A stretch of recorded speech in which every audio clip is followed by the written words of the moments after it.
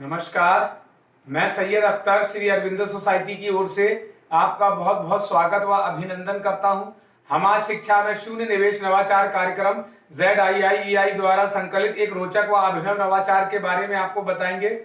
हम इनोवेटिव पाठशाला के अंतर्गत NCERT के प्राइमरी सेक्शन के कक्षा 5 की पर्यावरण अध्ययन की पुस्तक आसपास के पाठ 10 बोलती इमारतों के एक नवाचार अभिनव शिक्षण तकनीक की गतिविधि प्रश्न बैंक का इस वीडियो में क्रियान्वयन करेंगे। हम आशा करते हैं कि आप इस वीडियो को देखने के उपरांत इस नवाचार तकनीक को अपने विद्यालय व कक्षा में अवश्य लागू करेंगे। इस पाठ को ZIIEI के कई नवाचार गतिविधियों से पढ़ाया जा सकता है, परंतु आज हम इसे प्रश्न बैंक से समझेंगे। तो सबसे पहले पाठ का सार समझते हैं। प्रस्तुत पाठ बोलती इमारतें गोलकुंडा के कुतुबशाही सुल्तानों द्वारा बनाए गए ऐतिहासिक किले की बनावट, उसके वस्तु, रहन सहन और सुरक्षा आदि की जानकारी पर आधारित है।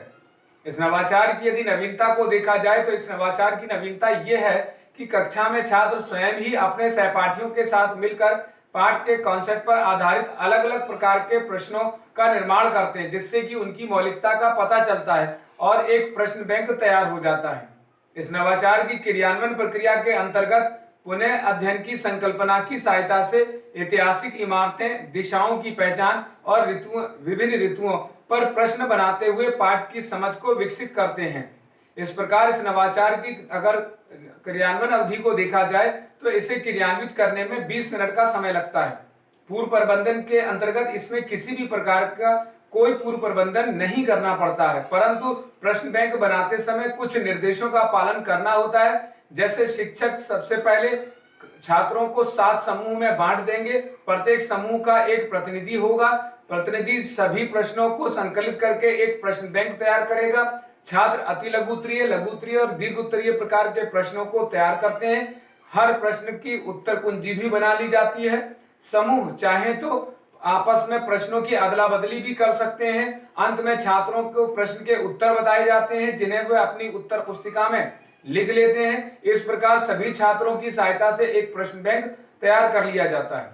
पुनः अध्ययन एवं क्रियान्वयन प्रक्रिया के अंतर्गत प्रश्न बैंक के माध्यम से ऐतिहासिक इमारतें, दिशाओं की पहचान आदि की जानकारी को पाठ के माध्यम से दोहराया जाता है।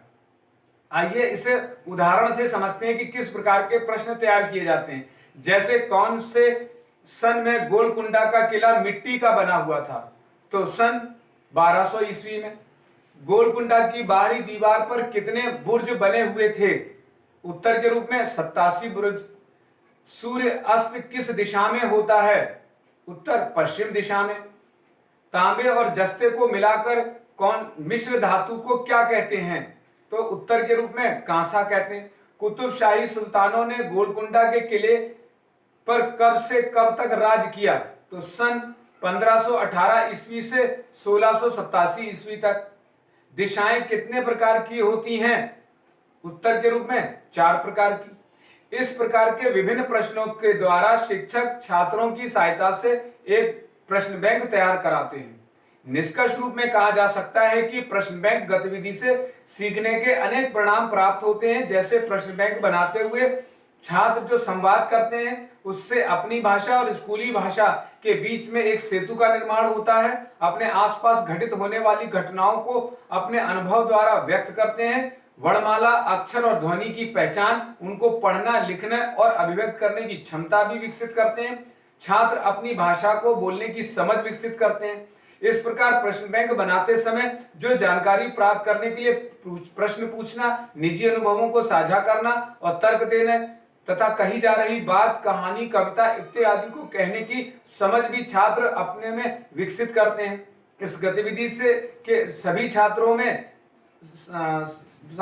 में भागीदारी का समान अवसर सुनिश्चित होता है और उन्हें समान अवसर भी प्राप्त होता है। इस प्रकार इस नवाचार से पीआरटी अनुपात का भी ध्यान रखा गया है और एनसीएफ 2005 के उद्देश्यों का भी ध्यान रखा गया है।